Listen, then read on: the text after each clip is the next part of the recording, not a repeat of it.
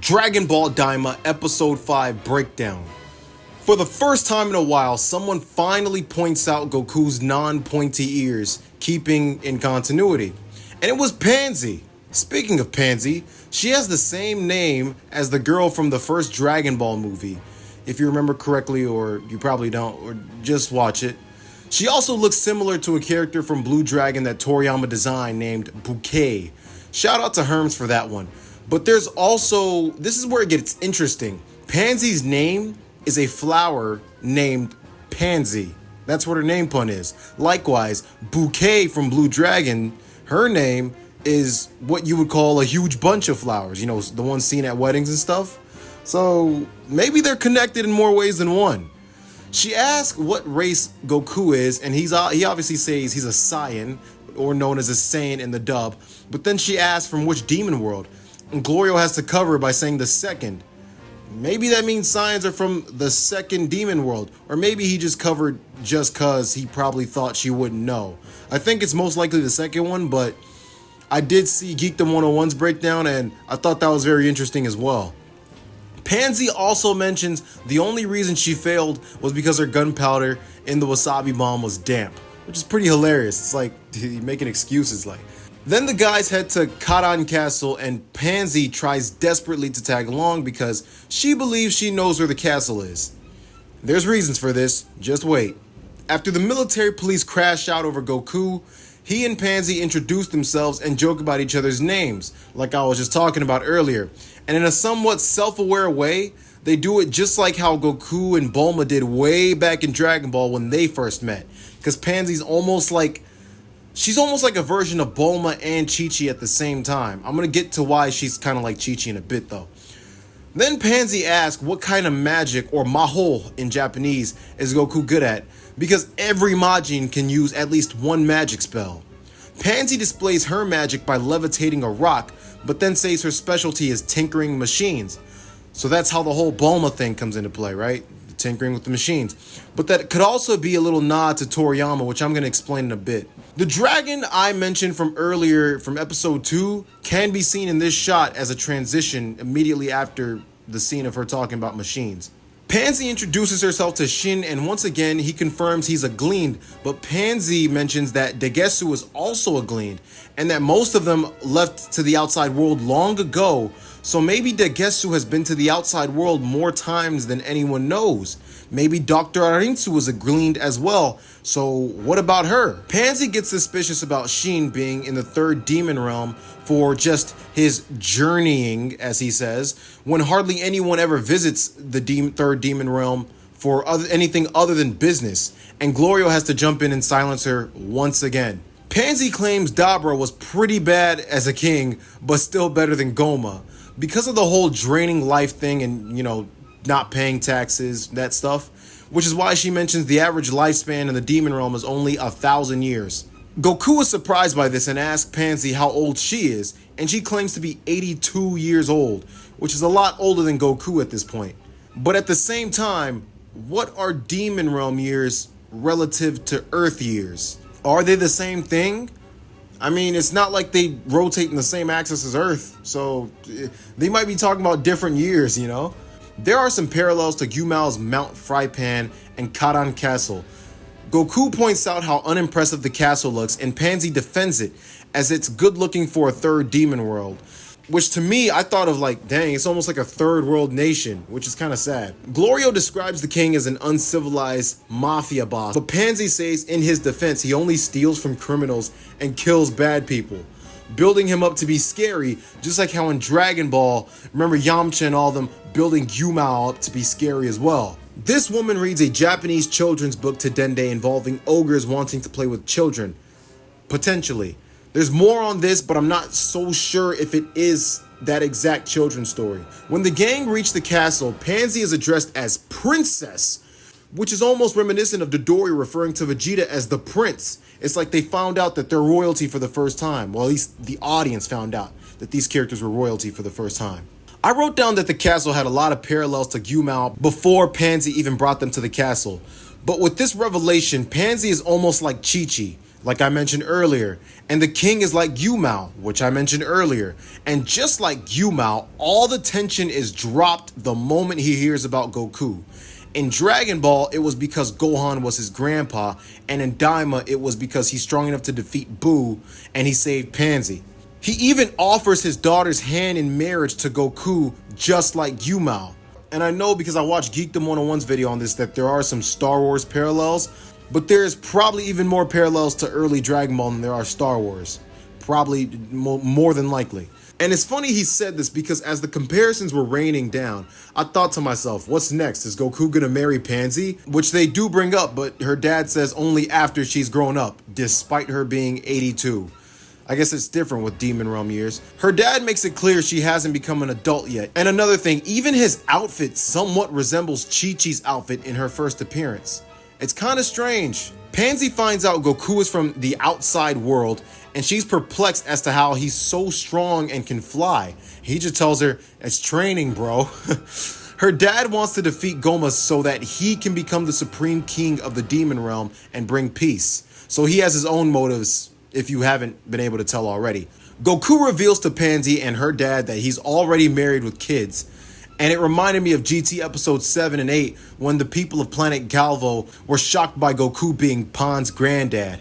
When Goku confirms he plans to fight the Tamagami, Pansy mentions that no one has gathered all 3 balls before. This further builds the Tamagamis as being this huge threat in the series, much like Glorio's shady behavior. All this stuff is getting built up and there's gonna be a huge blow off later. This shot of the Tamagamis is once again reused. In Goku's fight to test out his strength, he swings from a demon's weapon in the King's Castle just as he did against Piccolo at the King's Castle in Dragon Ball. Goku goes SS1 against these guys like he did to Redict or Legic from GT, whose name is a pun on credit. Legic from GT also use weapons. And just like in GT episode 5, Goku transformed for the first time in those respective series. But another thing is that with the parallels to Gyumao, you could compare this transformation to Goku's first Kamehameha as well, because that gave Gyumao a taste of just how strong Goku really was, much like this did for King Karan. Either Goku teleports in this series for the first time as a kid, or he just moved really fast to flick this guy, kind of like Beerus did to him in their first fight. This shot shows Goku defeated 40 guys in total. The plane that the king gives Glorio resembles the capsule ships that Bulma would use back in Dragon Ball. Like I mentioned in the episode 2 review, Pansy's dad mentions that the warp won't let you through with the same pin number, so he had to rewrite the ship he gave to Glorio. Sheen explains that the rest of the gang is showing up in a few days and he wants them to have the correct pin number. So the king interrupts Hybeast in the middle of his ballet sessions to go fetch their friends. This Teletubby looking thing was preparing to go to the beauty parlor after this. This is quite the interesting character. He reminds me of a weirder version of Mr. Popo for some reason. Pansy being good with machines or mecha, like I mentioned earlier, may not just be a nod to Bulma, but also could be a nod to Toriyama's love for machines. Maybe it's the same for Bulma. That's why I believe this scene of her fist pumping Goku is symbolic of Toriyama in that sense. Shin points out to Goku that Glorio may be hiding something and cleverly points out how Glorio mentioned he was appointed by the king even though the king didn't know Goma turned them into children. It seems as if Glorio approached the king instead, but none of that seems to matter to Goku anyway. The trip to the Dragon Ball of the third Demon Realm would be 4 days with breaks, which upsets Goku a bit, and Pansy makes it clear that the third Demon World is the largest of all 3 in the Demon Realm. At the end of the episode, they have problems with the ship engine and crash land just like the gang did when they blasted off into space in GT episode 3. They had problems with their ship as well and crash landed on Omega. But also, this is kind of like a bit how in early Dragon Ball, they used different vehicles because they kept getting wrecked as well. You know, like Goku throwing Bulma's car and blasting the other one with the Kamehameha. Here are the things you missed from Dragon Ball Daima episode 6. The episode starts with the crew crash landing just like in GT episode 3. Goku explains to Pansy what a Kaioshin is, so now she knows. After messing up Glorio's name for like the 7th time, Glory Hole checks Goku on it and he finally says it correctly, before telling him he needs to poop. And then he would mess up his name later on in the episode anyway. This poop joke is probably a reference to Toriyama's love for poop jokes, like some of the ones he had in Dr. Slump, or even Alien X Peke, an alien who shoots poop from out of his mouth. The sharpshooter, if you will. The gendarmerie, or Kempe, find them, and Pansy reveals that she has a collar, because she's from the third demon world. But Shin and Glorio say they're from the second and first demon realm, respectively, which lines up with their stories. Well, at least Glorio, because there's more on him later on. But they say they're from the second and first demon realm, respectively. And Kaioshin has to tell them that they're friends and that Pansy's just their tour guide for the third demon realm. Which goes back to episode 5 when Pansy brought up the point that people only come to the third demon world for business trips anyway. The Kempe tell them that if they see a boy with spiked up hair, to contact them because that's worth 10 gold coins.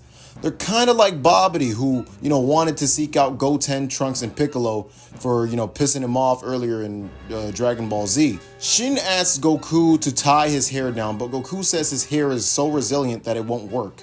He could always grab the gel that he used in Dragon Ball Super, but I guess he would have figured that out later on in universe, because the timeline's behind. Thanks to Pansy's mechanical prowess, which wasn't actually shown, the crew were able to start flying again. Pansy asked about the validity of the gleans being born from trees, which harkens back to Toriyama's statement on the Shinjin, or core people, from the 2009 Super Exciting Guide. Here, it's kind of the same, only Toriyama mentions that Kaioshin are born from a special golden fruit, which could still be true in this scenario here, but Shin leaves that out and just mentions that gleans are born from the glean tree, which probably makes him a plant. Then Goku says, "So that's why you don't eat or drink liquids."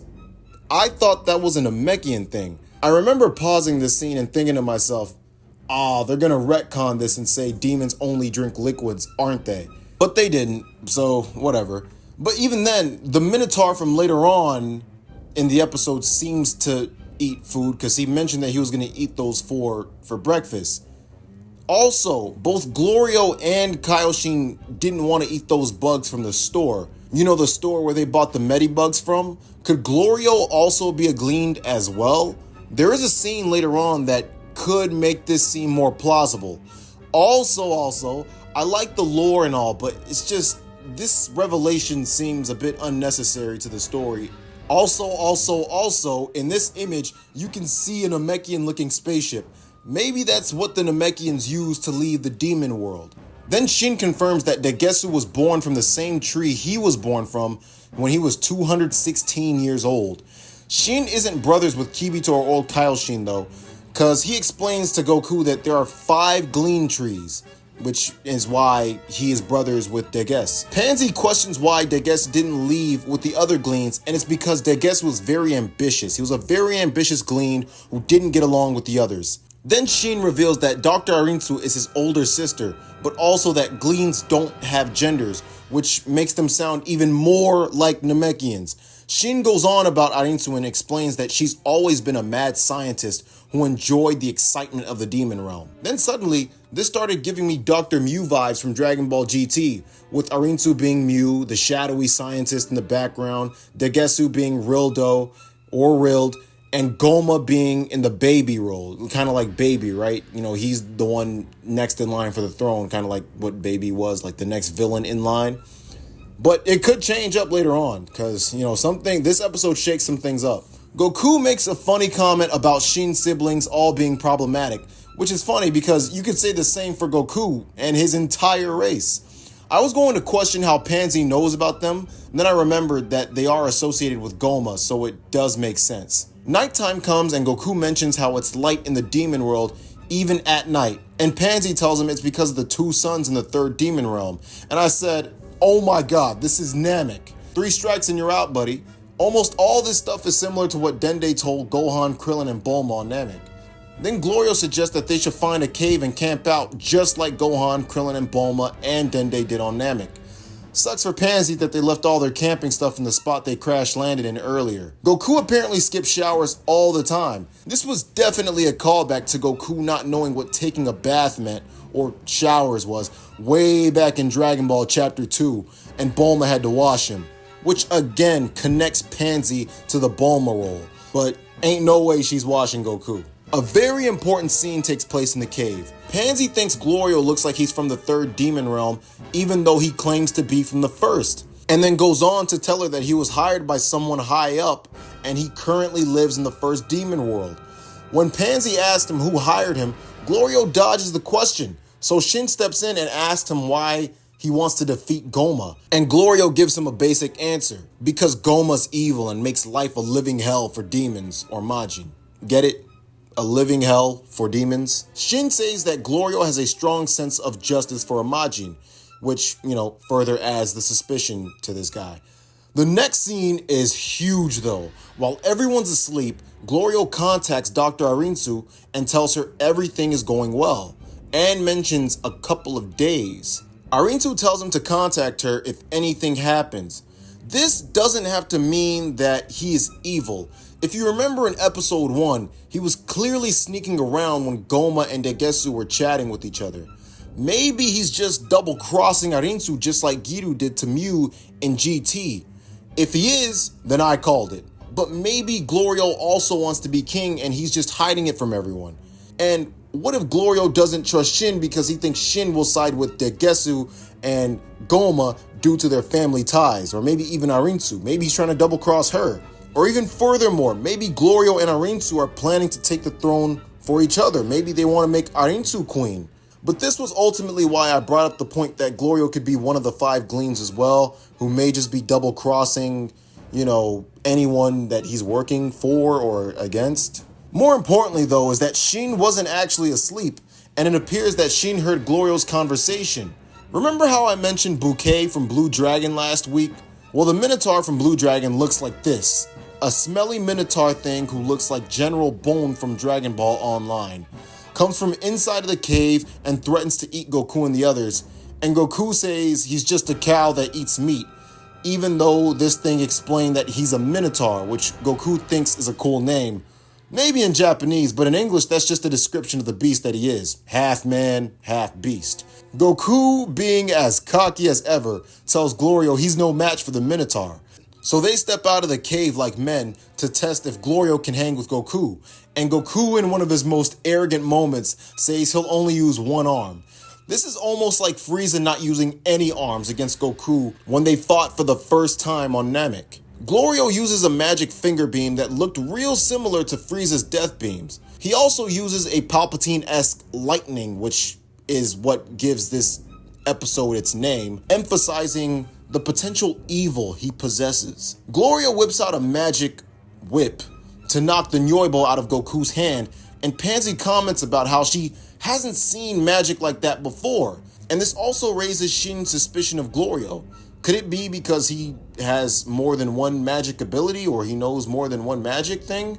His magic ability seems to be lightning, so that probably isn't it. Goku transforms and is able to maintain the state for more than 4 seconds in this episode, and uses teleportation in the end of the fight versus Glorio. He probably just moved fast. Glorio, on the other hand, probably wasn't actually going all out, and he could still be hiding some of his strength, because, he's clearly working for Dr. Arinsu, and he was looking suspicious to Kaioshin during the fight. So I don't think that's Glorio's full potential, not even in the slightest. The Minotaur punks out of the fight with Goku, which is a running joke in Toriyama series, like Superman and Dr. Slump and Mr. Satan in Dragon Ball, just running away from fights. The show cuts to the cast on Earth for the first time since episode 2, and Vegeta's doing squats, and he looks absolutely ridiculous. This is in a way kind of like GT episode 25 when the story shifted back to planet Earth. The ship is ready and Kibito will be their tour guide until the ship breaks down. Again, like I mentioned in episode 5, breakdowns like this happen a lot in early Dragon Ball, like with the cast having to switch cars and everything like that. So yeah, it's kind of a retread of what happened last episode, but just know that's probably the reason why it's happening. It even happened in GT. Dragon Ball Daima Episode 7. This episode made an edit to the intro music displaying a bunch of characters from the third demon realm, kind of signifying it's probably going to be their last time seeing those guys in this series. Probably. Bulma is struggling to fix the ship due to complications with the rock, which serves as part of the energy converter, but those certain minerals probably only exist in the demon realm. Hybeast arrives on Earth and introduces himself almost identically to how Glorio did. He says that King Karan sent him, and only now it's clear that Glorio was probably sent by Dr. Arinsu, because everyone knows that we all saw the evidence of King Karan sending Hybeast to them. So it should have made Glorio, like rewatching the series back, you're gonna kind of see the difference. In the demon realm, Goku opens a bowl of manpuku dumplings, emergency rations for when one is in a rush, and just one of them is equivalent to 2 meals. That's similar to the original purpose of the senzu. Remember, the original purpose was that if the eater ate one senzu, it would keep them full for 10 days. And in this scene, Goku's belly expands similar to how Yajirobe's did from Dragon Ball chapter 150. Pansy questions Goku's adulthood and asks how he even raised the child. And Goku replies with, "I wasn't really involved." This has got to be due to fan influence, because aside from Goku being dead and living with Oob, which happens after this series, he is with his family a lot. He just trains his sons and chooses to escape to go fight and or die. So that was probably one for the fans, but it was a weird one. Kibito chose not to leave with Piccolo, Vegeta, and Bulma so he could look after the temple. I guess Popo needed company. He didn't seem to need it when everyone else went to Planet Namek and Kami died, though. Hybeast's little compass resembles the Dragon Radar. His compass screen is really interesting as well, and the top lettering consists of distorted Arabic numerals. Pansy shows off her impressive vision by spotting a Kempe ship before Goku and the others could see it. But the Kempe find them anyway, and Pansy reveals it's because they scanned her collar while Goku was taking a dump. Also, the heroes agreeing to follow the Kempe demands is reminiscent of GT Episode 5, when the crew on that show turned themselves in to Donkia willingly. The Kempe approached them in a similar fashion to the rabbit mob from Dragon Ball as well. So this episode makes it clear that Goku can teleport when he uses that ability to keep the Kempe from finding him. So he did use that versus Glorio in the last episode, which was similar to what he did versus Cell. I am almost 100% sure on this. I initially thought that he got thrown in with the luggage though, so that was a great way to establish that he can use this technique. During the fight with the Kempe, Kaioshin uses a technique where he uses ki to blast them away, and it's only the air, like you don't see any actual blast, it's just air, like a ki. He used this against Majin Buu, so that's good continuity right there. He also had his hand in the very same position that Goku had his hand in when he threatened to kill Kaioshin if he interrupted the fight with Majin Vegeta. When Goku blasted them, you could clearly hear the sound effects from OG Dragon Ball when he fired the blast. Pansy uses a tool from her luggage to disable the unconscious Kempe communicators like Muri did to Frieza and his men on Namek. Meanwhile, Goku picks at the officer with the stick, just like how Arale would do with poop. Just then, Kaioshin says that the rest of them became wanted, just like Pan and Trunks also became wanted in GT. It was only a matter of time, and this is almost similar to Dragon Ball, like I mentioned earlier. Bulma, Goku, and Oolong becoming, I guess, kind of fugitives or wanted in the town where the rabbit mob had showed up, the Keratizer bunny, whatever you want to call them. Even though Pansy disabled their communicators, the Kempe would still know where she's located thanks to her collar, which, by the way, is made from the same strong metal that split the Z-Sword in half, Kachinko, or Kachin, which was also used as the ring for the Tournament of Power. Also, this metal is a pun on the sound that metal makes. Kaching! Kaioshin further explains that this metal can only be obtained in the Kaishin planet where Gleans inhabit, which means that the person who made and distributed the collars was most likely Dr. Arinsu, and this had to have been back when Dabur was Supreme King of the Demon Realm. Pansy said demons of the third demon realm are acquired by the government to have their collars, or else they'll kill you. These collars, despite being made of Kachinko, grow as you grow, like Saiyan armor. It's probably the magic in them. Well, of course, right? Shin uses his background as a glean to remove the collar from Pansy and destroys it as well. And the spell he used to do it was Pam Pakapang, which can be used by anyone, by the way. It also rhymes with Ja, Jakaja, the opening to this series. Pansy asks Kaioshin for his name, and he tells her it's Shin, but she wants to know his demon realm name, kind of like Goku's Saiyan name being Kakarot or Kakaroto. And he reveals that his name is Nahare, which I actually like that name. That's a cool name. I might name my kid that. Apparently, it sounds like what a Gleam name should sound like, so there's definitely name puns to this that I'll reveal in a later video. It's funny because Goku tries to call him Nahare, but it doesn't sound right. I kind of saw this coming, and so Goku just sticks with Kaioshin-sama. Kind of like what everyone else did for him, right? They knew his name was Kakarot, but they're just like, bro, you're Goku, right? And it's almost the same thing that he did to Piccolo after he fused with Kami. Remember, when Piccolo had fused with Kami, he said he was a nameless Namekian. And even Goku called him Kamikolo, but he just said, nah, I don't want that. So they just ended up going with Piccolo anyway. The Kempe planes are so fast, they can fly at twice the speed without the plane even shaking. Since they'd need a different pin number for the Kempe plane, Glorio says even if they take the Dragon Ball, they won't be able to use the warp to enter the second demon realm. So Pansy asks a new character named Peril to hack the Kempe plane pin number for her. The specific plane is numbered 51, and the pin number to that plane is 1022. This might mean something. Right then and there, Peril informs Pansy that Hypebeast updated them with news that he just arrived to the third demon realm with Vegeta, Piccolo, and Bulma. Hypebeast wants a single large pizza with worms for having to pilot Bulma and the others all the way to Goku's location because he wanted to leave them at the moment they came to the third demon realm. Goku and the others find Tamagami number 3, representative of the 3-star ball in his chest, which is big like the ones on planet Namek also. But also, this is very reminiscent of Goku and Pan finding the evil dragons in Dragon Ball GT. They even look similar to the 1-star dragon, otherwise known as E Shinlong, or in the dub, Omega Shenron, which doesn't make sense. They're even white with spikes just like the 1-star dragon. And you know what's funny? They're probably gonna end up fusing or joining all their bodies together after Goku had defeated like 2 of them, so that they could become like a super powerful Tamagami that Goku needs to stop. They might follow each other into the second demon realm and then subsequently into the first demon realm to do this, right?